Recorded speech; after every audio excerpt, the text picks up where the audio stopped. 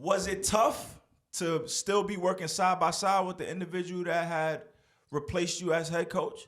Because Taz, I'm not gonna front. There was times I thought maybe like we wouldn't see you anymore after what took place. Yeah, I mean, the thought crossed my mind like, how I'm gonna still do that. So you got to walk into the same gym every day, Taz. That was nothing too. Like on some petty stuff, I kind of was like, yo, I'm not going in that building, man. I'm not going in that gym. I want to hear it.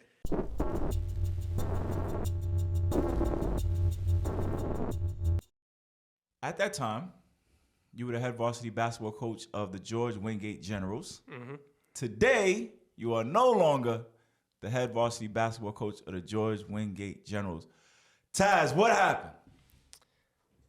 So, I had that first year, and then during COVID, there was a COVID season, but Wingate didn't get to play because they were using the gym for testing or vaccination, whatever. For whatever reason, we just couldn't play during the COVID year. So that was like a whole year of not being in the gym, in the school. And then the athletic director had resigned during that COVID season because they were still doing track, I think. But like because it was COVID and he wasn't working in person, I think. Right.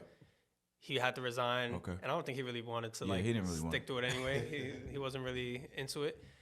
So they needed to hire an athletic director. And it's funny, I had another coach text me like, yo, I just interviewed for the AD job, and mind you, he coaches basketball at a different school. So like, you know, I kind of, once he texted me that, I was kind of like, oh, I think I know what's going on here. So he told me I should try to go for it. And then I might have sent, I don't even remember if I sent the email or not. I think I just waited for it. Mm-hmm. I was like waiting for the phone call. And then they offered it to Mr. Baker from Wingate because he works there. Mm-hmm. So they figured he would be a good candidate for being athletic director because he works in the building, he knows all the kids and stuff. And, you know, to make sure that he takes that job, they have to give him on. So, I mean, it kind of sucks. It sucks for me, but just that job was going to be given away regardless, the way I see it. So, Coach Baker, friend of the show, who's been a guest on the show, he took over as the AD. Mm-hmm. And in taking over as the AD, he became the head basketball coach. How were you notified? Baker just texted me. He was like, yo, they just offered me this and that, you know, I'm thinking about it. And like, I don't blame him because if the shoe was on the other foot, I probably would have had to think about it too. So it's not no thing, but just, it kind of sucked because, you know, I was locked in. I wasn't trying to go nowhere. Like I don't like to move around. Like I lived in the same apartment my whole life almost. So I don't like moving. So when I heard that, I was like, oh, damn, like it was crushing because, you know, I was ready to be a general for the next however many years I was going to coach for 40, 50, however long I could take it. For sure. Us three, me, you, and Baker, we were in grad school together at Brooklyn College, mm-hmm. you know, but I know him from Kingsborough. And your relationship with him goes undergrad. Before that, y'all were in undergrad together. He was a player. I think you were a manager on the team. Mm-hmm. Taz, like, what was that like, son? Like, when I know this was about to play out, I was like, dang, this is going to be tough for all parties involved. Like, what was that like? This is the job you wanted. Mm-hmm. It's being taken away from you, and also one of your guys is in that position. Like, how tough was that situation for you? It was tough, but I try to just stick to what I can do. If it's something I could do about it or not, like there was really nothing I could do about it. The job is not mine to be. I had no rights to keep it. You know, I didn't have no what's the not tenure. Wow, why am I drawing a blank on this? It wasn't yours. Retention rights. There we go. I had no retention rights on the job because I only had it for like a year, technically 2. So I had no retention rights on it, and I know at the end of the day, a principal's gonna do what they want. Right. So that's what they wanted to do. I had none. It was out of my control. I just had to figure it out. Mm-hmm. Now that's a great, big, mature take. Now, 2 years kind of removed from that. Mm-hmm. But back then, like, was there like a low point, frustration? When you was like, dang, this is really messed up. Yeah, because, you know, I got the job early. You know, I was like 26, 27 mm-hmm. with a varsity job. I was lit. Like, there was no, you know, I felt like I was on top of the world. But then, you know, crashed back to reality a little mm-hmm. bit. Now I'm like, oh, okay, I got to figure out what I'm going to do next, mm-hmm. like where I'm going to go, who I'm going to coach, you know. And Baker actually recommended you for the job initially, right? What are you talking about? The Wingate job. Yeah. Yeah, he's the one that put it on your radar. He had texted me the first day of school that year in 2019. He was like, yo, the coach retired. Like, yo, Wingate's right there. Yeah. And it's funny because I work at Lincoln and Baker was coaching at Dewey. I was fake like, yo, why don't you take the job? And then I'll try to get Dewey. But I think he didn't want to leave Dewey because they had a rough year the year before, and he wasn't trying to move around either. Yeah. So he was like, nah, that should be OU. And I was like, all right, I'll go for that. And then I did. Yeah, he was at Dewey that year. He had a rough year that first year. And when he said that job was open initially, he asked me my 2 cents. I'm like, yo, you had some players that really stuck with you during that down year. Malik Merlis, Siraj El-Sheikh. Like, they looking forward to you coming back. Plus, we had some other players coming in. You know, somebody coming from Far Rock. Abdul Torre, who was a guest on the show, he was coming in. Mm-hmm. I'm like, yeah, bro, them folks counting on you. I think he was leaning in that direction anyway, but when he asked me my 2 cents, that's what I said. Yeah. And that's when he referred you for the job. You had it.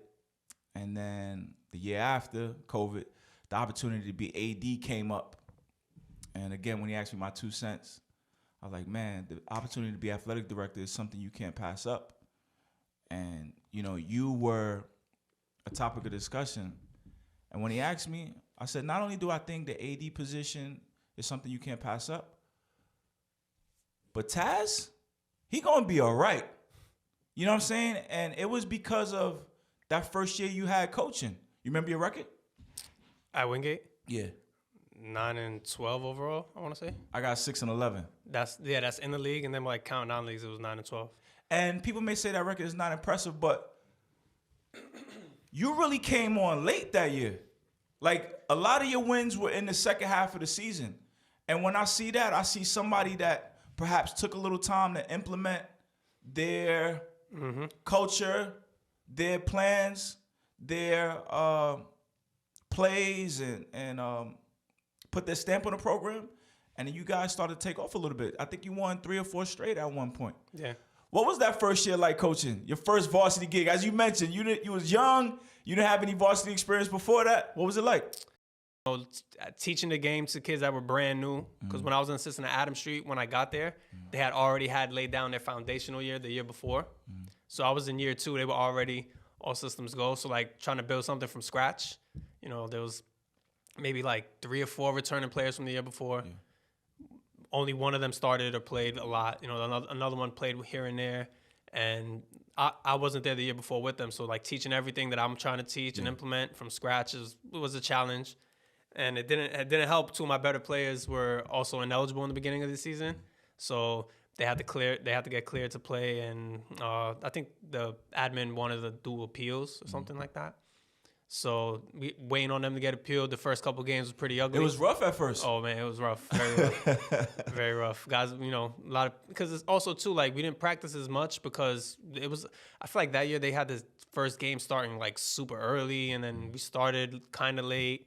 So we were looking real like foolish the first couple games, but I know what we were doing was gonna work. We just had to just keep doing it and just get better. How'd you know it was going to work? Because I'm going to ask you, did you ever question if you were cut out for this?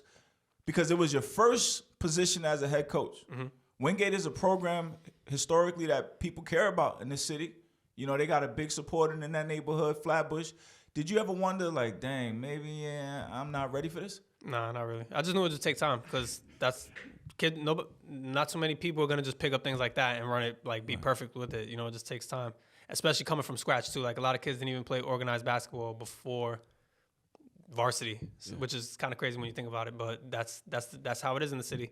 So I just knew we just had to stay the course, like, and not to bail out. Because then if we bail out, we just wasted the whole, you know, I think we started like 0-3. Like, if I would have went 0-3 and then, all right, scrap everything, let's do something new, then, you know, that 0-3 was kind of wasted because we got to take our lumps early in order to get better. What was your first win? Prospect Heights. Prospect Heights. At Prospect, yeah. I remember that picture because when you were a road team, they put you in like a room that looks like a courtroom. That was exactly. Yeah, they put us in like a mock courtroom. But I was like, yo, I'm not even a big like picture guy. Like, I'm not a picture guy at all. There's probably 2 photos of me in high school, like, in the world. But nah, I got my first win. Nah, we got to flick it up. I had to do that. What's his name? Omari took the pick for us. That's what's up. That's what's up. Freshman back then. Y'all even beat us that year. Yeah, that was a dope game too. That was a dope game. The energy was crazy. Coach Baker was coming back to the school that he works in, and that was a big time game. The frustration. You also work as an AAU coach in Kayvon Baker's program, Loyal to the Game. Was it tough to still be working side by side with the individual that had replaced you as head coach? Because Taz, I'm not gonna front. There was times I thought maybe like we wouldn't see you anymore after what took place. Yeah, I mean, the thought crossed my mind, like, how I'm gonna still do that. But at the end of the day, and it sounds like I'm trying to win an Academy Award or something right now, but like it's bigger than me. Like if I would have wanted to part ways with LTG, then all the kids I coached in Lincoln probably don't get involved with that, or any future kids that I might coach don't get involved with the program. And then like, why am I closing doors on myself and on other kids that were gonna be working with me? So I just figured like. And again, it's not like it was on some shiesty. He was talking about how my back trying to snatch the job. Like, the job was being offered up around the way. So it is what it is. But I figured it was just better for everybody if I just, stay loyal to the game. That's crazy. Yeah, you are trying to get Academy Award. But nah, I remember just sitting back and watching this play out, and I was truly impressed by your professionalism, your ability to hang in there. Because even LTG, the AAU program, it practices at George Wingate. Yeah. So you got to walk into the same gym every day, Taz. That was another thing, too. Like, on some petty stuff, I kind of was like, yo, I'm not going in that building, man. I'm not going in that gym. I want to hear it. But like I said earlier, it's not about me. Yeah.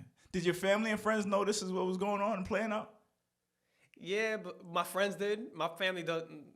Just go to school and go to work. Like, that was my whole life, just school. And then now that I work, it's just work. They're not too involved in the basketball. But my friends knew about it, and, they're not really in the basketball world either. So they just like, oh, damn, that sucks. And then it's just, all right, whatever. Do what you got to do.